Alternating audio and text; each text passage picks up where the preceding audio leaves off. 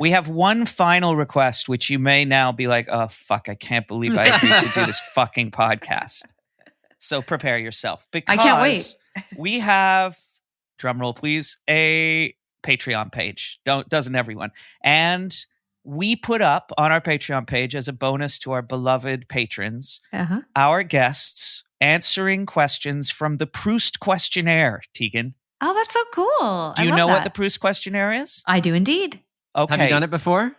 I have done a condensed version of it. I believe it was for like CBC Books or something related to our memoir release. This one's going to be 5 hours. So that's why we steal shit from the. That's why we steal shit Great. from the CBC, because they won't sue you. You know what I mean? That's right. If you That's right. steal You're an good. idea from the CBC, it's not because they couldn't. It's just pure apathy on their part. That's for the just people. Can't be bothered. Yeah, it's for the people. Ours. It's for the people. So Tegan Quin, who is one of my heroes in rock and roll, and I say, I seriously, it's so incredible to have you on here, because so much of the spirit of like, this is hard to do sometimes when I wake up feeling depressed and I feel like giving up.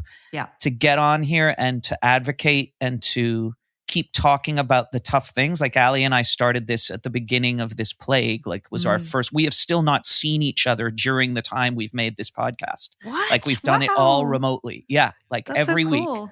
And it's been amazing, but you know, it takes so much to keep fighting. And when I am feeling tired and I look at what you and your sister do and how much fun you do it with and how much great art you make in the process and how fucking good the songs are and how great you are together, like sitting with the two of you is truly one of, you know, the great comic experiences of anyone's life, whether you like it or not. It is. We're really funny. I don't know what to say. We are very funny. We're very gifted. Man. Yeah, you we're very gifted at fuckers. other things, but we're just, the thing we are best at is being funny. Yeah. It's like one incredibly funny person talking at the same time, but it's actually two people. It's extraordinary to watch.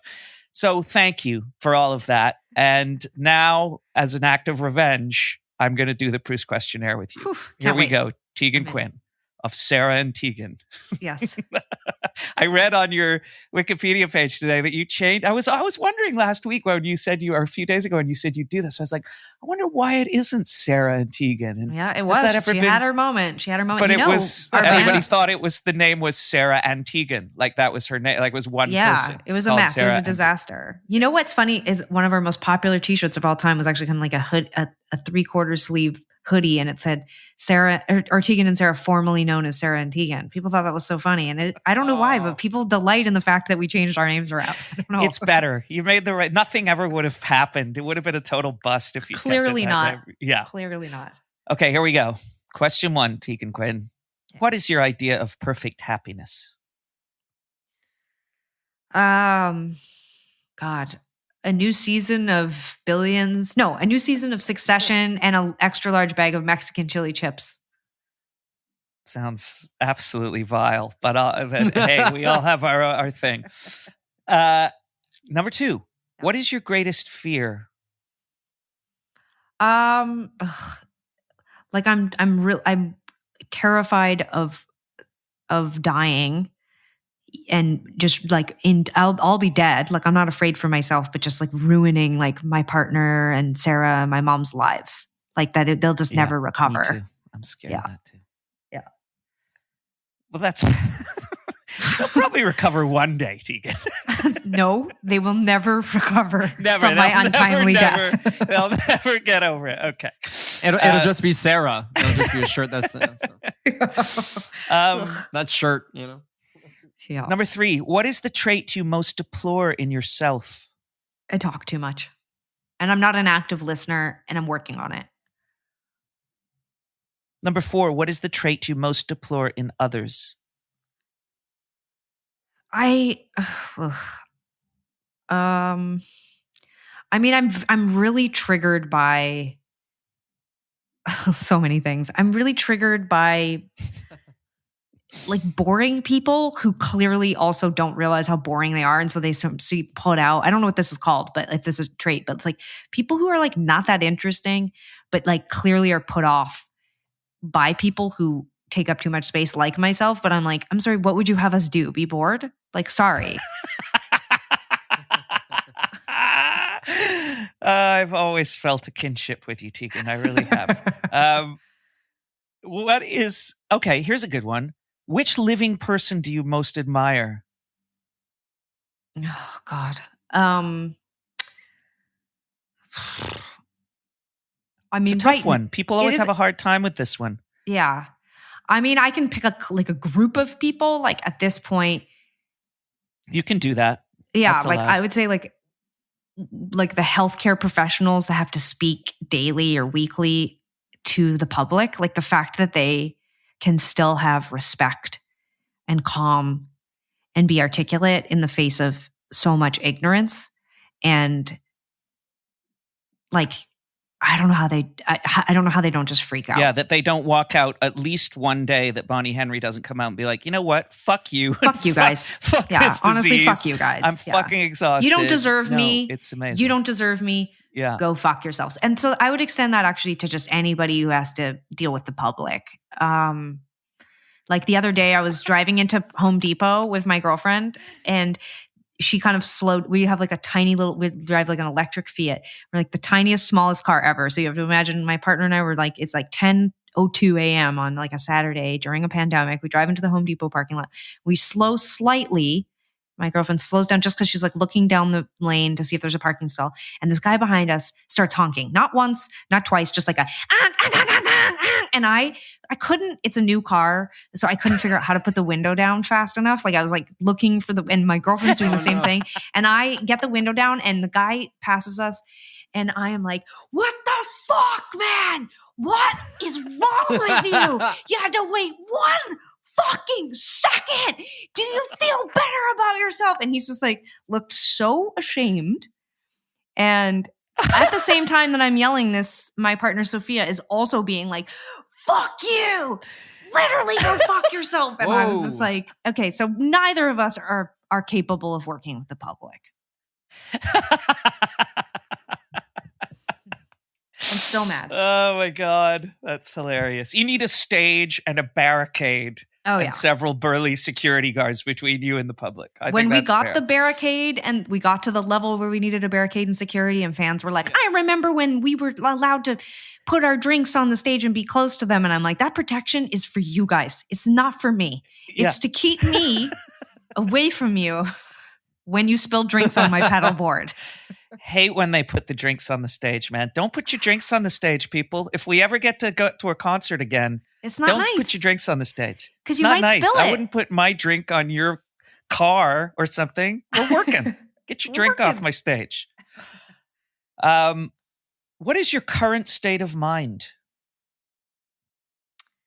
Oh, I'm pretty erratic.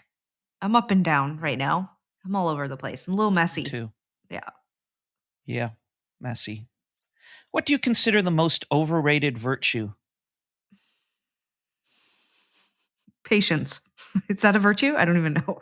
What's a virtue? Can I have time to look it up? I like that. Yeah. I like that answer actually, because I talk earlier in the podcast about patience, and man, I'm so bad at it, but I don't know. I'm not sure it's overrated. I think maybe I should try it sometime. Yeah. On what occasion do you lie? I lie a lot. I'll just be honest. I lie a lot. I lie never to hurt. What do you mean by that? What do you mean by that? Like I think I'm definitely the kind of person. I'm definitely the kind of person that, like, if I go to therapy and I don't feel better at the end, and my therapist is like, "Do you feel better?" I'm like, "I do." You know, so it's a lie that benefits the other person. It's not benefiting me, clearly. Like, but I just never want people's feelings to be hurt ever. So I'll lie to protect other people. It's an edit. Yeah, this is interesting, Tegan, because we had a patron of ours, Emily Gray, who's an awesome patron of ours, who wrote in a question for you about this, because she's a huge fan of yours, and she had read an interview with you where you said this, where you said, I lie a lot.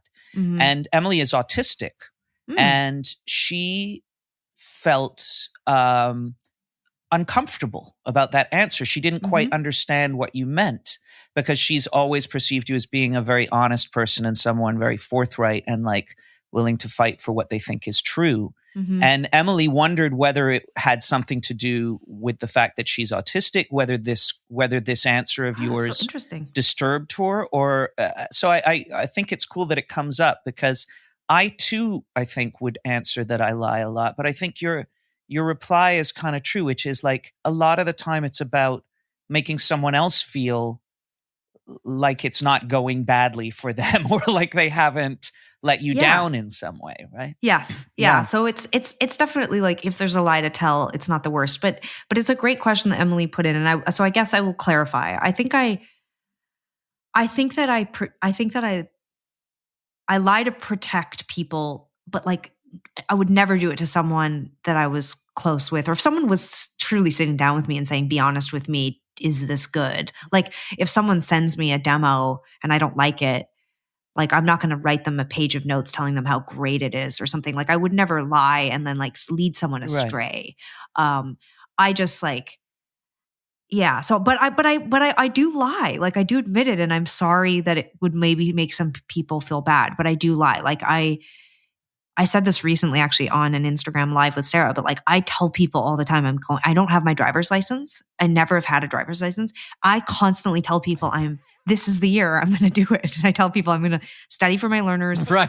and I'm going to get my license. And I Right. mean it this Let's time. be real but about I'm it, lying. though. Can't you just use Sarah's? I mean, Sarah doesn't can't have you a just driver's use license Sarah's either. license? I mean, Trust me. I wish. well, one of Oh, you this get a doesn't work. license. Just one of you needs to get a license. That's all, and then you can both Clearly, use it. but It's absolutely but here, fine. my instinct right now is to say to you, okay, so I'm going to try to get my license. I'm going to do it this year, but I'm not. But telling you're the lying. truth. I'm lying, and so it Don't leads to you a sit bigger. here and lie to me right now as you're telling me you lie all the time. How But it's dare because it's similar to the other lies that I tell, which is that those lies are lies to me.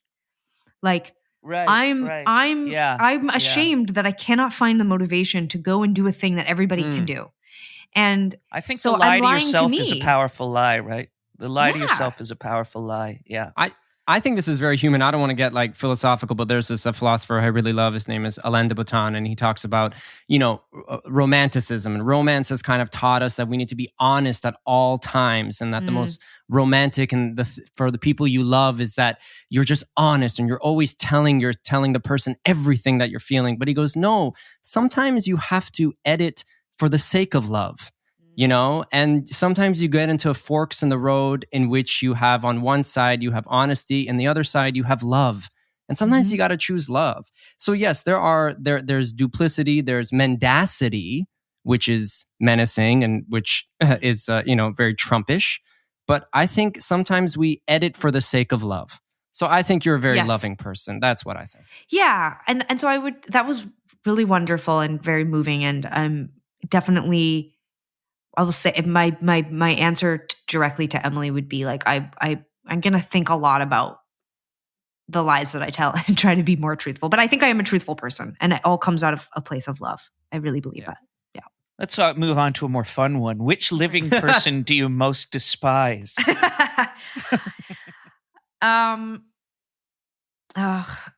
It's so hard because, of course, we all just want to say like Trump, but it's not Trump. It's not Trump. It's because I believe there's something clinically wrong there. And he may not be totally in control. But right now I just despise people. Period. Yeah. Like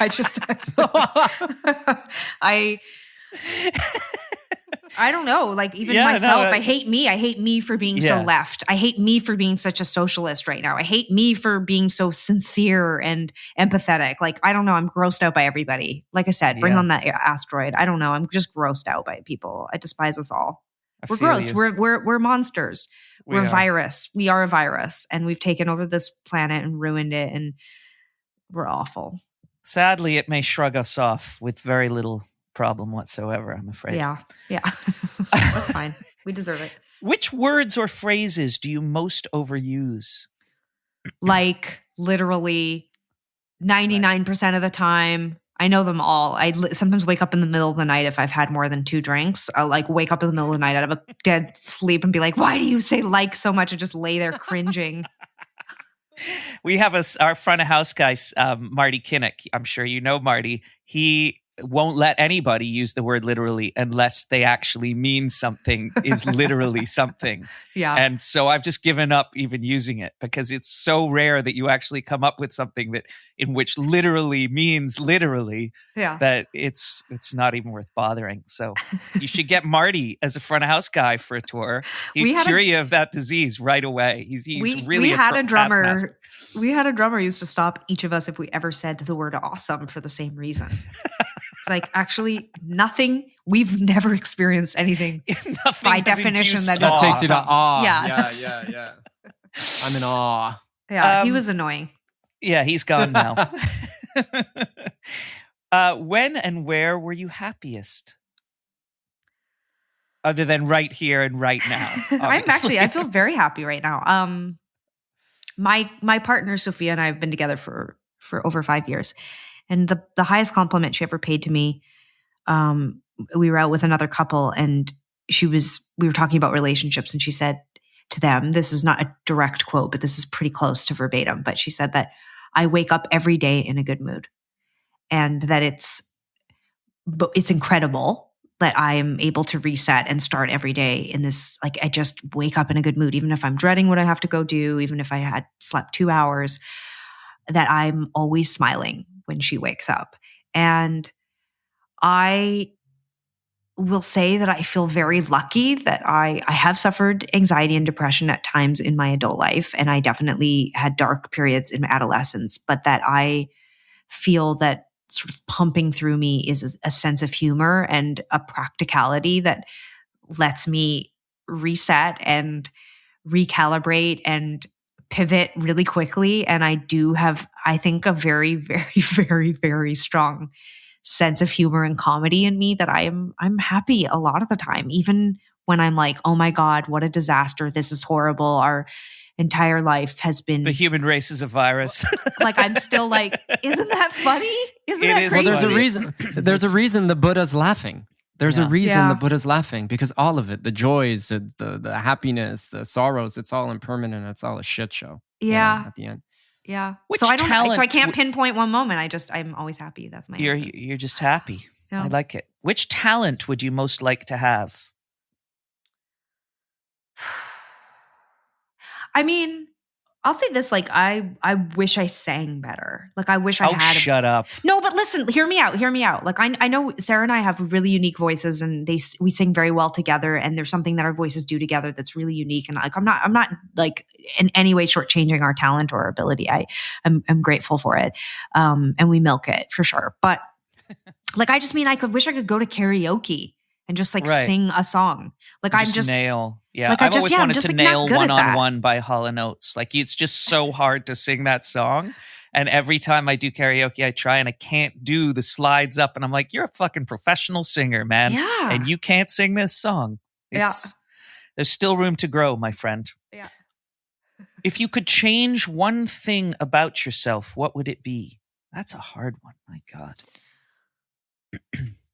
Well, if I could change something about like just me, like the core of me, like I will say that like I love to talk. I love to tell stories. I love to be funny. I love to entertain. I love doing all those things because I like putting people into a place where they're enjoying themselves and they're feeling good and they're, you know, on the edge of their seat. And, but I do recognize that sometimes I don't make space or engage people in a way that sometimes allows them to come out of their shell and do the same, which I know that's not my job. And I work on that in therapy. Like, I know it's not my job to make you fun and interesting and easily relatable, but I just like, I do mourn there are relationships that I wish went deeper in my life that I just am not necessarily good at going there with people. Like, I don't know if I am the kind of person that people naturally feel connected to. And I feel sad sometimes. I feel like I'm in therapy. I feel sad sometimes that I look at other people and they have like deep, I mean, I do have really deep, meaningful relationships, but like, I don't have a best friend. Like, I don't have, and so sometimes I just like, I think it's because I'm so busy performing even in my personal relationships. So I would kind of change that. I also, if it was just a physical thing, I would die for 2 more inches just because I feel like everything would fit me so much better. I just need 2 inches and I need them specifically in the torso area. Oh my God. You're hilarious. Okay. What is your most treasured possession? Oh, well, I have a lot of books. So I would say my treasure possession is my book collection. I just love books. I like the way it looks. I like having people over to my house and then having a couple drinks and then becoming convinced they must take this book because I've figured out they need this book in their life and they have to take this book. And do you have generosity regret the following morning when you're like, fuck, I just gave that book to that person? No, because people always bring it back because they do. Like people, because they always want me to give them more books. They want me to make more recommendations. Sandra, if you're out there, you took my copy of Shopping and Fucking and I've never gotten it back. You're an incredibly nice woman and I love you, but please return my copy of Shopping and Fucking. Yeah. Signed by Philip Seymour Hoffman. Signed by Philip Seymour Hoffman. Wow. That's a treasure. It had a letter in it to me. Sandra, you have everything. You have talent, beauty. You've won awards. A Golden Globe. Give me my goddamn book back, But Sandra. right there, you're building the case for why books are my most treasured possessions. Because sure, there's tons of books on my shelf that I don't have a story for. But there are stories. Like the other night, my partner and I, we've been feeling pretty anxious about a bunch of things like we got a dog, we bought a place, and we just neither of us could fall asleep. And it was after midnight. And I was like, can you just roll over and stop engaging with me? Let's just lay here and try to fall asleep. And so we just laid there in silence for a couple of minutes. And then all of a sudden we have a big bookshelf next to my bed or next to our bed. It's not my bed. We share it. But all of a sudden she was like, why do you have a book called The Best Short Lesbian Erotica? And I'm started to laugh and I was like, I don't know. I don't even remember buying that. And she said, can you try to remember where this book came from? Did you buy this? What's the story? Yeah. And I was laying there and I was laughing really hard because I'm well, I definitely would have gotten it in the early 2000s. That sounds like something I would have done when I came out. And she couldn't let it go. She was like, I'm trying to imagine you. I'm really, really shy and awkward in stores. And she's like, you can't even buy the tampons. You make me buy them. So I'm having trouble imagining you going into a bookstore and buying the best short. I bet somebody bought it for you. That's the thing is that I was okay, so someone must have gifted it to me. So then she said, okay, well, I'm going to get Was up it Sandra O? Was it Sandra O? She's brilliant. She figured this out because I get gifted books by fans a lot of our music because they know that Sarah and I are big readers. So she's like, I bet you this must have been a book that a fan bought you. Yes. But then it was so funny because she got up. Which is interesting. Clearly. That's a book. It would have been awkward as hell if someone had, but I knew it. I knew I had bought it in a braver time apparently, but I couldn't prove it because I didn't have any memory. So she got the book and she brought it back to the bed and I opened it up and I looked at it. And on the back was a sticker from Book Warehouse on Davie Street. And I was like, I knew it. I fucking bought this book. I bought this book. I'm brave. I bought this book. You're not afraid of erotica. You're fully into it. Yeah, it was great. And that's something that we should all be proud of. I don't know how to end that section, so I just use that phrase. That's something we should all be proud of. Okay. Let's do this one. What is your favorite occupation? Right now, I'm having a resurgence of interest in our music career, but I wear many hats. I mean, we run a business, we run a merch company, we're musicians. Sure I think he means, now. If I can speak for Marcel here for a minute, please. I think maybe he means in this sense, occupation, what's your pastime? What do you like to do that isn't what you do for a living? Do you know what I mean? Yeah. Well, I think entertaining, talking, storytelling, socializing. Yeah. I don't know. That's really all I don't have any hobbies. Don't drive. You don't even drive. Yeah, I don't do anything. You don't read erotica? I guess then I read. That could be it. I'll be honest, I don't read erotica. In fact, I opened that book up and my girlfriend and I just laid there crying, laughing, reading to each other. It was horrifying. It's so embarrassing. I'm so It always frigid. Gets to the petal metaphor or the turgid flower and you're like, okay, I get it. I think maybe your favorite occupation is... You have not read lesbian erotica. Yeah, what it gets down to is using the C word and fisting and I just am way too frigid. I'm oh my God. Wow. Oh my God. Who needs it? We're all in a pandemic. There's no need for such nonsense. I think maybe your favorite occupation is yelling at guys in Home Depot parking lots. Do you think that's possible? Yes. Certainly is mine. There's nothing like my wife and I constantly get into this thing where like, and I'm not trying to be an asshole here. I guess I'm going to fall into being an asshole, but like white men between the ages of 20 and 35, control your fucking road rage and stop cutting people off, tailgating them, It's always a white guy between 20 and 35. So then I go on my like, it triggers me back to high school, when I was like beaten up by jocks, and I get this sort of red hot rage against manhood and white maleness in general, and start ranting incoherently about how much they are responsible for everything wrong in the world. I acting like a typical white male, just lose my fucking shit. And Moya's like, do you see the irony here at all? Yeah. Like that you are... Yeah. That I never do. I've been seeing a lot of jocks not wear masks, by the way.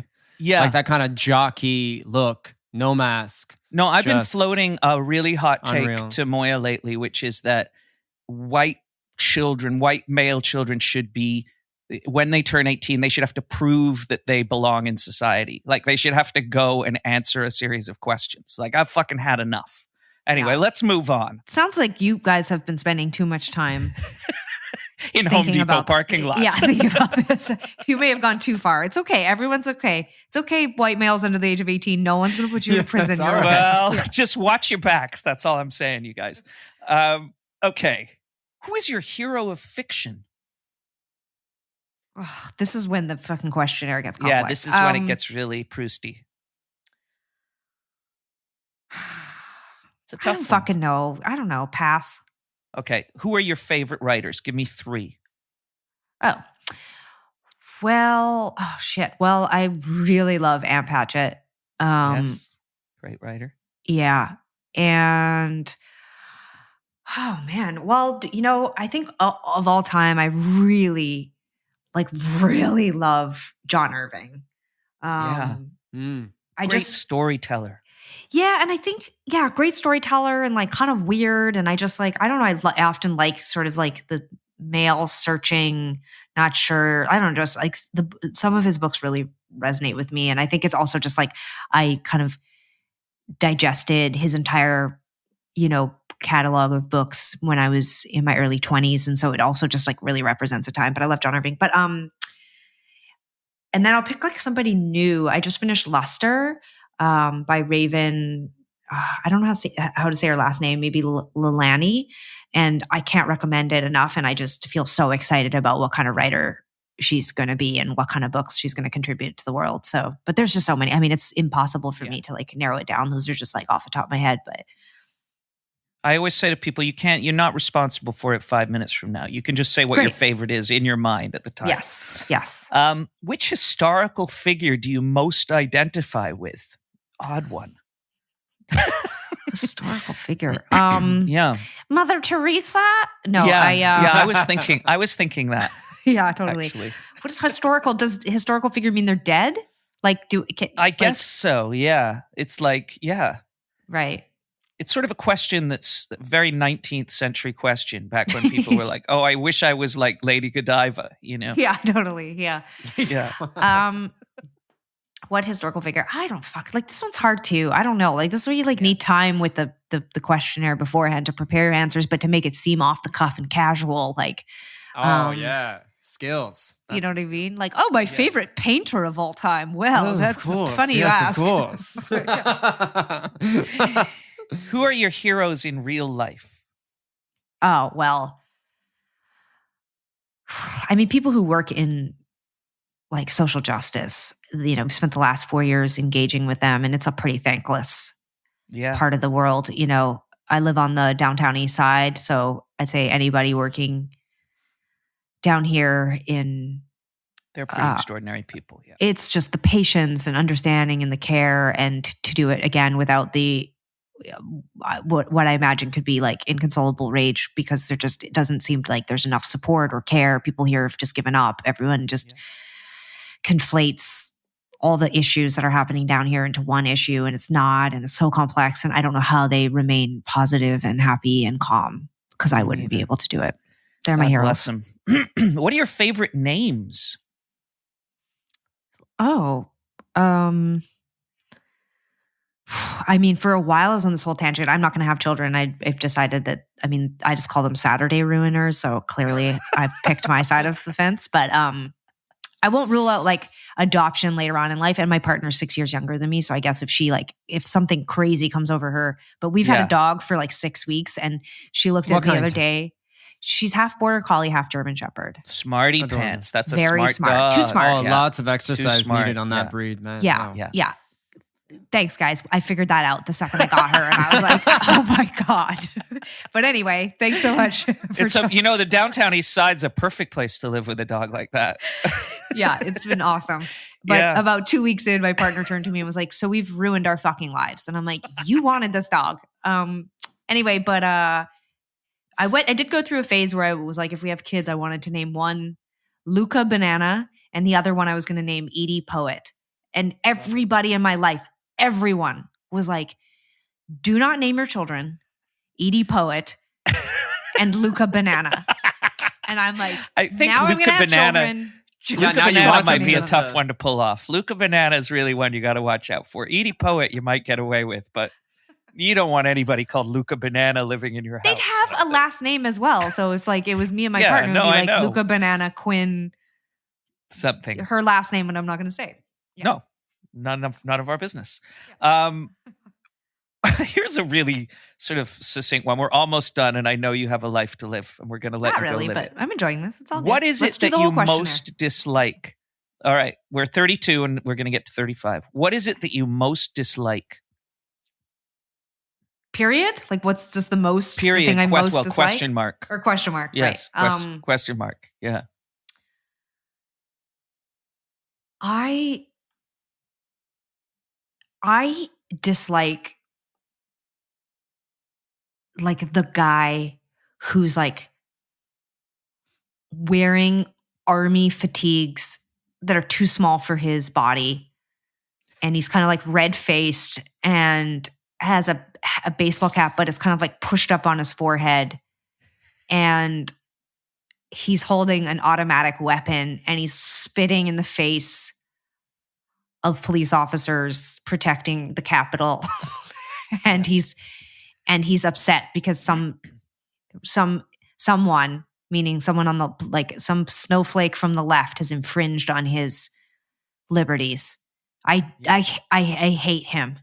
Yeah, I hate him too. That gets back to my rant in the car. It's just, they bring out, and it is a bad feeling. It's a sad and bad feeling. Yeah, because I don't believe I hate him because I don't believe that I'm going to ever even change his if I mind. was sitting next to him on a 12-hour flight, and an hour before landing, he turned to me and said, "So you headed home or just headed somewhere?" I know that I couldn't convince him that I'm a valid person worthy of his empathy and respect. And I hate that. I hate that because it says something about me. It says that I've given up. That's where the line is. I've given up on folks like that. And that's makes me really sad. So I hate that. Yeah. What is your greatest regret? That I didn't get my driver's license like a normal fucking teenager. You had things to do. You got to get this license, Tegan. It's just got to happen. You can't now. I tried. You guys, I studied for my learners for a couple weeks ago, and then I went on ICBC to set up an appointment to take the test, and you can't. It's like, what do you mean? Oh, you can't do it because of COVID. Yeah, it's so limited. Like it's like even to just get my learners, even to just go take the test so I can drive around in my little electric Fiat and yell at people. I can't even get the learners. Even to use the machines, there's like a year wait right now. So I regret that. I fucking regret it. I fucking regret it. There, now I that's my greatest regret as well. That's my greatest regret. I'm enraged. 34. How would you like to die? Oh, God. I know. Fucking Proust.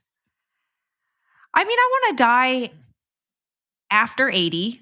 You know, like, I feel like that seems like reasonable. I personally would like to die of like one of the like, you know, in your sleep. I don't want to go into a home. Yeah. You know. A nice heart condition. Yeah, totally. Yeah. Totally. Yeah. Yeah. Yeah. I think that's nice. My dad died like that. And, as deaths go, I think he Yeah. could still eat a meal and his brain was working and like he wasn't in Yeah. pain. He just, Yeah. his ticker gave out. Yeah. 35, Tegan Quin, end of the Proust Questionnaire. You've been so fucking awesome. I appreciate it so much. What is your motto?